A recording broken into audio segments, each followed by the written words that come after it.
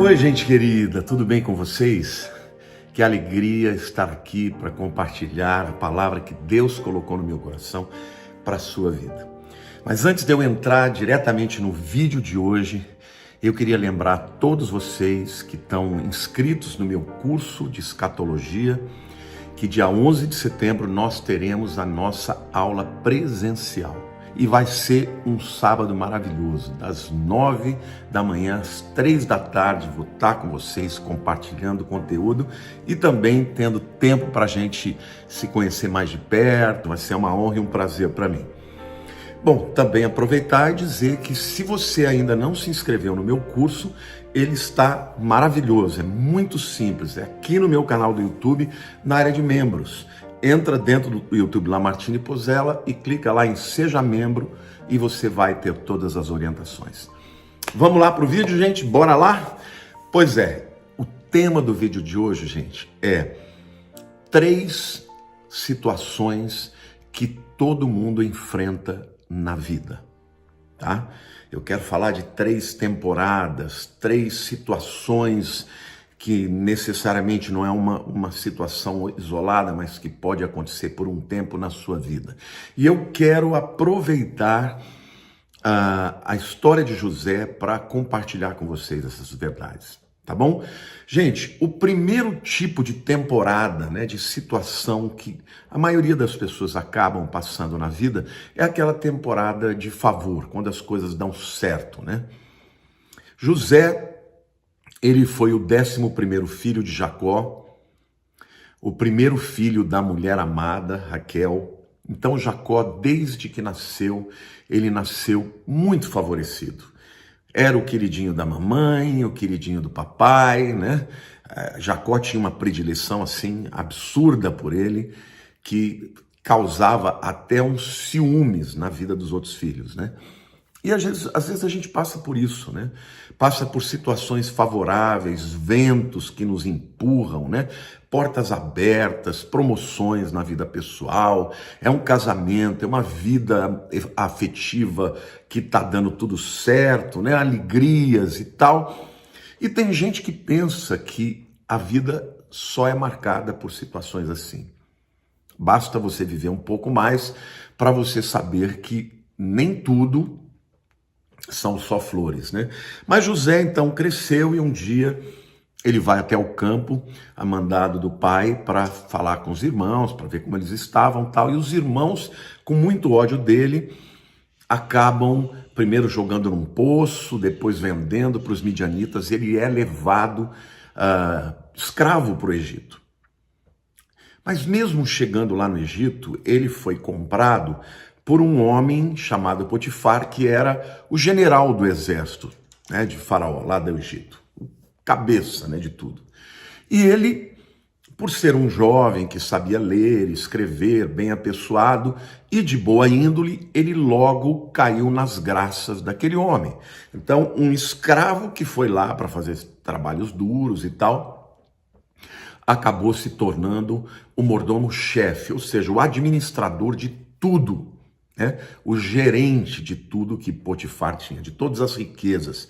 A Bíblia diz que ele sabia de tudo, sabia das contas, sabia do gado, sabia de tudo que Potifar tinha, porque Potifar acreditava tanto na sua competência quanto na sua integridade.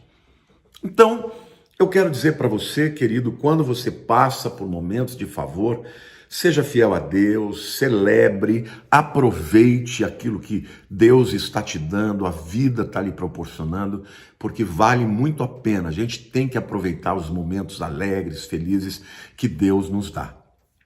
Mas, queridos, logo então vem um outro tipo de temporada, um outro tipo de situação, que eu chamo que é a temporada de testes ou de tentações. No caso de José, ele era um homem, um jovem, né? Ele foi para lá com 17 anos, um jovem bonito e inteligente, provavelmente falava bem, era agradável, tinha a graça e o favor de Deus, né? A Bíblia diz que até o próprio Potifar percebeu que Deus era com ele, ou seja, que ele era um favorecido, né? Mas aí veio a época de tentação, longe de casa, sozinho, né?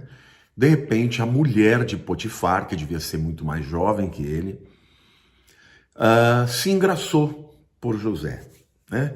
Se apaixonou por ele e começou a tentá-lo e querer de todo jeito ter um relacionamento com ele, obviamente nas costas do marido, porque o marido era um homem muito rico, muito poderoso. Ela não estava ali de forma alguma querendo abandonar o Potifar e casar com José, até porque isso seria impossível, né, na época. O que ela queria mesmo era aproveitar de José, da sua beleza, da sua juventude. E Potifar, um homem muito atarefado, trabalhava muito, provavelmente não dava tanta atenção para ela. E ela começou a tentar a José. E eu quero dizer uma coisa para vocês, viu, queridos? José, ele podia ter os defeitos dele, mas uma qualidade ele tinha. Ele era fiel. Ele era fiel ao seu pai, ele era fiel a Deus. E nesse momento, ele teve que colocar à prova a sua fidelidade. Por quê? Porque ele, se traísse ao Potifar, ele estaria sendo, né, um traidor para com o Potifar, mas também para com Deus. E ele se manteve íntegro. Se manteve íntegro a despeito das consequências. E a gente sabe que a mulher ficou muito indignada, rasgou as suas próprias roupas, a dele também, e começou a berrar, dizendo: olha, o José está tentando me violentar. E começou a criar toda aquela mise-en-scène, de maneira que José, de uma hora para outra, perdeu todo o seu status e foi jogado no calabouço. Aqui eu tenho uma opinião que é só uma opinião, tá? Eu acredito que Potifar não tinha certeza absoluta de que a mulher dele estivesse falando a verdade. Porque se ele tivesse, ele mandava matar José e não jogá-lo no calabouço. Mas a verdade é que ele foi jogado no calabouço. E ali, todos os privilégios que ele tinha, ele perdeu de uma hora para outra de maneira injusta, né? Porque foi caluniado, era mentira que aquela mulher estava acusando a José. Então, gente, o que eu quero dizer para vocês? Mesmo os homens de Deus, as mulheres de Deus, as pessoas que amam a Deus e que são fiéis a Deus, podem passar por temporadas assim. Primeiro, uma tentação, né? Uma tentação real. No caso de José, pela sua juventude, né? Era uma tentação da carne, vamos dizer assim, dos apelos sexuais, que certamente ele tinha como jovem. Mas eu diria para vocês que há outras tentações, muitas outras. Para algumas pessoas pode ser o dinheiro. O dinheiro pode levar a pessoa a quebrar princípios, entendeu? Em troca do dinheiro, faço qualquer negócio. Então, isso é muito perigoso, é uma tentação. Às vezes pode ser poder, às vezes pode ser fama. Nós estamos vivendo num tempo, né, em que hoje aquilo que as pessoas mais almejam é serem famosas na internet, ter uma rede social relevante, muitos seguidores. E tem gente que, quando começa a crescer nessa área, acha que é melhor que os outros, porque tem muitos seguidores. Então a tentação, ela não precisa ser só na área moral, na área sexual. Pode ser na área da vaidade, pode ser na área da ganância. A tentação pode ser na área de você começar a se sentir autossuficiente, não precisar mais de Deus, a fazer as coisas do seu jeito, acreditar que tudo que você tem é porque você é bom. Eu já vi pessoas, sabe, ganhar muito dinheiro facilmente, ou mesmo com trabalho, mas que começaram a achar que elas eram maravilhosas. E olhar para os outros com desdém, achando que os outros são inferiores. O que aconteceu? Deus pôs a mão, pesou a mão e a pessoa perdeu o que tinha. Então, eu quero dizer para você que nós vamos passar por tentações, primeiro, porque isto é da vida, né? Por quê? Porque nós temos as nossas limitações, as nossas fraquezas, e Satanás conhece todas elas. E ele, obviamente, é o tentador, ele tentou a Jesus, não vai tentar você? Não vai tentar a mim? É óbvio que vai. Então, nós temos que estar preparados para o tempo de tentações. Por quê? Porque quando elas vierem, a prova, gente, eu gosto da palavra prova, porque a prova, ela pode ter um resultado de aprovação ou de reprovação. A aprovação é quando você passa no teste, aí você está pronto para a próxima lição, né? ou para conquista, ou vamos dizer assim, para uma nota satisfatória, ou a reprovação que vai te levar a permanecer onde você está, tá bom? E algumas provas, elas vêm, né, como diz a Bíblia, o diabo, ele vem para roubar, matar e destruir. Então, fique atento, querido, fique atento. Eu creio que a melhor maneira de você passar pelo tempo da prova, pelo tempo do teste, pelo tempo da tentação, é com humildade. Porque quando você fica humilde, você primeiro reconhece que você pode errar, você pode pecar. Segundo, você vai buscar a Deus. É uma pessoa autossuficiente, soberba, ela cai muito mais fácil. Por quê? Porque ela acha que ela é capaz, que ela pode enfrentar aquele teste sem a ajuda e a misericórdia de Deus. É muito importante você fazer o que Jesus ensinou. Orar a Deus diariamente dizendo: Pai, não nos deixeis cair em tentação, mas livra-nos do mal. Quer dizer, é Deus quem nos livra do mal. Nós nos colocamos na presença dele, buscando, pedindo misericórdia, mas é o próprio Deus quem nos livra do mal. Amém? Glória a Deus. Então, se você, meu querido, está passando por testes, por provas, por tentações, não pense que é porque Deus não te ama. Muito pelo contrário. Jesus disse: no mundo tereis aflições, mas tem de bom ânimo, eu venci o mundo. Jesus venceu o mundo e Jesus em nós é a esperança da glória, tá? Ele em nós, ele nos empodera, nos capacita, nos ajuda, nos ensina, nos corrige. Se a gente cai, ele levanta. Então, é muito importante você saber que a fase do teste, né? Temporadas de testes, de provações, de tentações, elas existem para todos, para crentes, para não crentes, para pessoas ricas, para pobres, para jovens, para velhos. Todo mundo enfrenta temporadas de testes. O objetivo do inimigo é te derrubar, é te afastar de Deus, é fazer com que você deixe de crer. O objetivo de Deus é te fortalecer, tá bom? Ninguém fica forte se não tiver treinamento, né? E a Bíblia diz assim: bendito o Senhor que nos treina as mãos para a guerra e os dedos para a batalha. Ou seja, nós estamos em guerra espiritual, no mundo temos adversários espirituais poderosíssimos e eles vão nos tentar. Mas a Bíblia diz que não sobreveio a nós tentação sobre-humana. Mas fiel é Deus, porque junto com a tentação vem o escape. José teve o escape.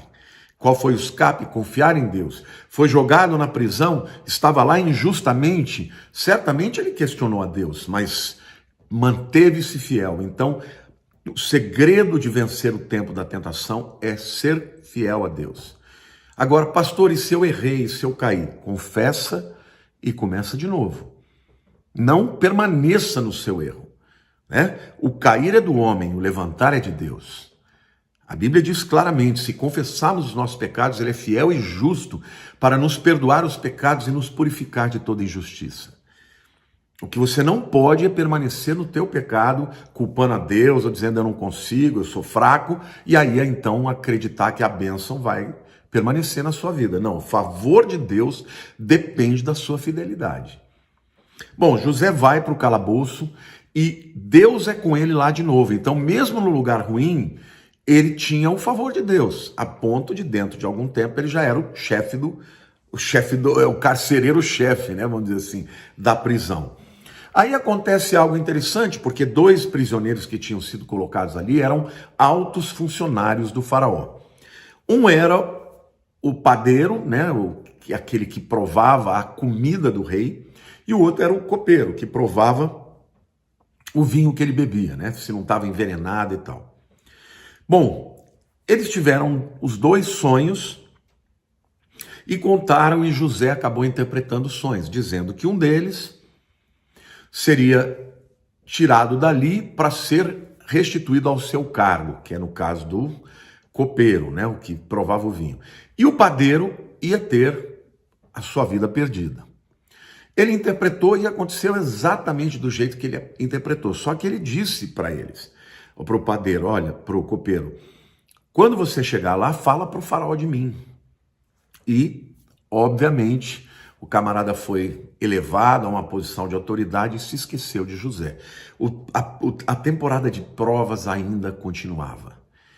Então eu imagino como é que estava a alma dele, né, gente? Magoado com os irmãos, dizendo, meu Deus, eu estou aqui por causa deles, não é? Talvez até questionando a Deus, Senhor, eu fui fiel até aqui, por que que o Senhor permitiu? Isso é tempo de teste, gente. Só que quando chegou a hora, Deus deu um sonho e foi para o faraó. E o faraó ficou desesperado, porque ele teve aquele sonho, né? Em que ele via 7 vacas magras e 7 vacas gordas. Primeiro as gordas e depois as magras. As magras devoravam as gordas. Depois ele viu 7 espigas bonitas e 7 espigas mirradas, né? E ele não entendeu aquele sonho. E ele começou a chamar os feiticeiros lá, as pessoas que interpretavam sonhos. Ninguém pôde interpretar.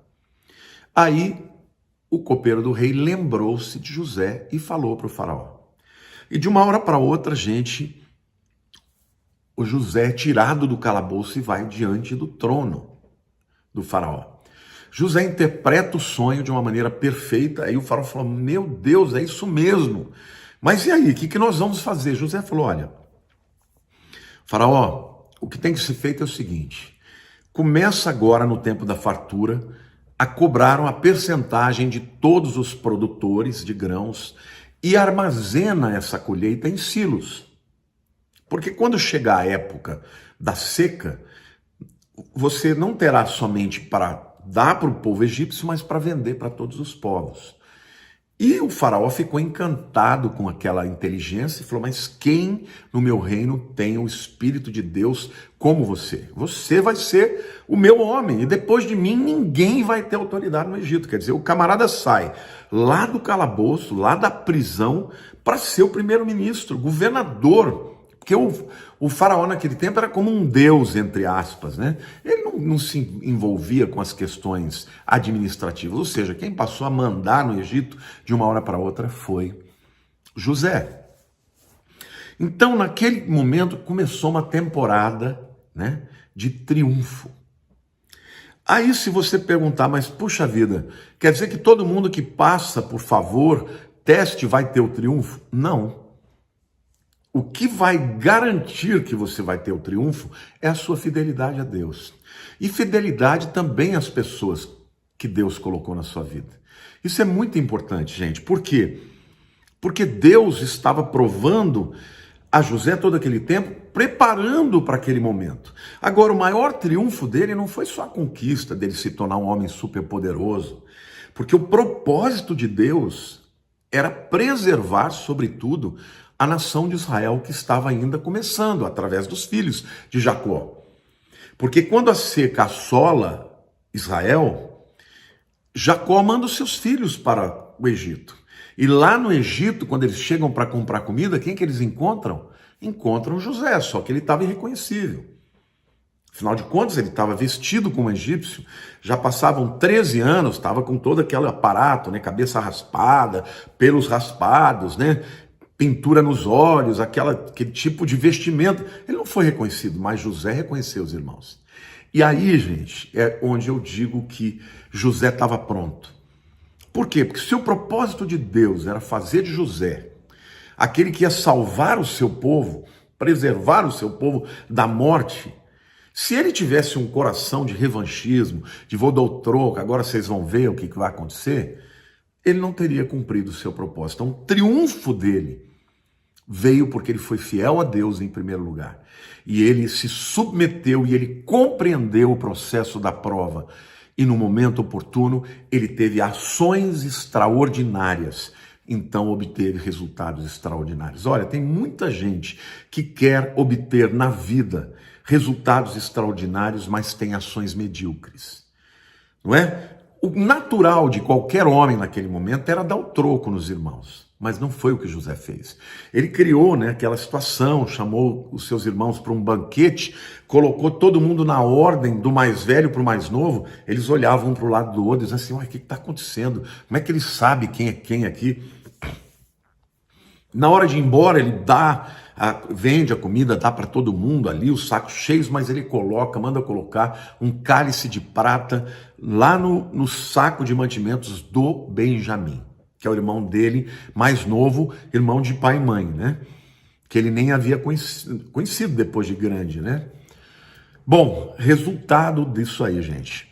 Quando os irmãos de José vão embora, ele manda os seus soldados irem lá e vasculharem os sacos, encontram aquele cálice, ele fala, eu vou botar esse camarada preso aqui, porque eu fiz tudo por vocês, olha aí, estão me roubando. E aí os irmãos, não, pelo amor de Deus, nós não fizemos isso, como não? Está aqui a prova, tal. E aí, Simeão, que tinha sido o segundo irmão, né, que tinha sido o responsável para querer matá-lo, falou, olha, não faça isso, meu pai já perdeu um filho e ele não vai viver se ele perder o segundo. E aí, nesse momento, entendeu? José se revela e fala assim, olha, eu sou José.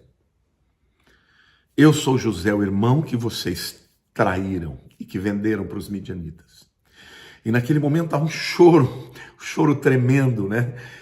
De medo, de quebrantamento, de tudo. E ele disse, olha, não tenham medo, porque eu sei que não foram vocês que fizeram isso para mim. Deus estava por trás, porque Deus me trouxe aqui para que eu pudesse hoje estar aqui na posição de salvá-los. Vão lá, tragam meu pai e venham morar comigo. E aí houve aquele momento de restauração, de perdão mútuo. Os irmãos voltaram, trouxeram Jacó e ele pôde ser a bênção na vida de toda a família.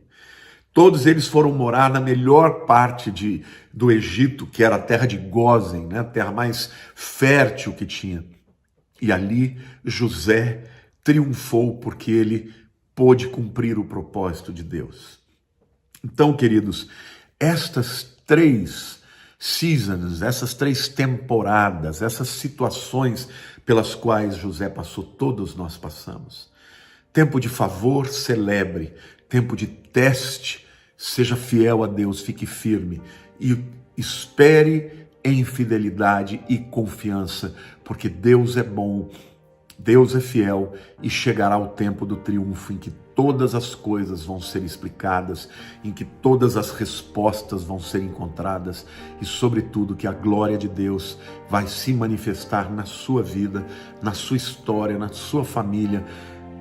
Resista à vontade de chutar o pau da barraca, de retroceder, de abandonar a Deus, de dar o troco. Quando você não se defende, Deus te defende. Lembrem-se, resultados extraordinários requerem atitudes extraordinárias. José foi um homem levantado por Deus, porque ele foi fiel no pouco e sobre o muito Deus o colocou. Amém? Eu quero orar pela sua vida, eu quero orar e pedir a bênção de Deus, o fortalecimento de Deus, para que você permaneça fiel e firme em todos os momentos. Lembrando, meu querido, que Deus é fiel. Ele permite a tentação, mas Ele provê também o escape. Qual é a nossa parte? Buscar a Deus e ser fiel a Ele em todos os momentos. E seja fiel também às pessoas que Deus coloca na sua vida. Amém? Senhor, agora eu quero pedir perdão, Senhor, porque muitas vezes nós agimos pela carne, muitas vezes nós respondemos às dificuldades não da maneira como o Senhor espera e nem como a Tua palavra diz. Mas eu te agradeço, Senhor, pela Tua misericórdia, pela Tua fidelidade, Senhor, porque mesmo quando nós somos infiéis, Tu és fiel.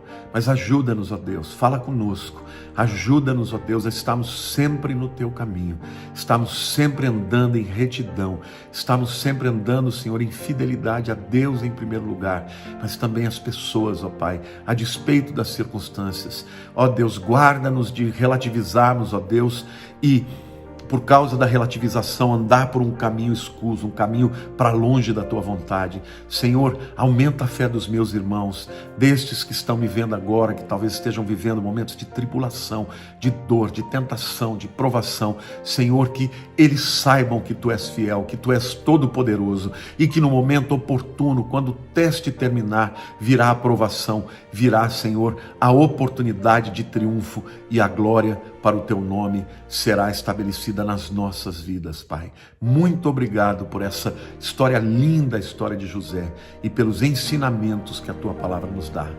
Em nome de Jesus, lembre-se, meu querido, todos nós passamos por essas temporadas.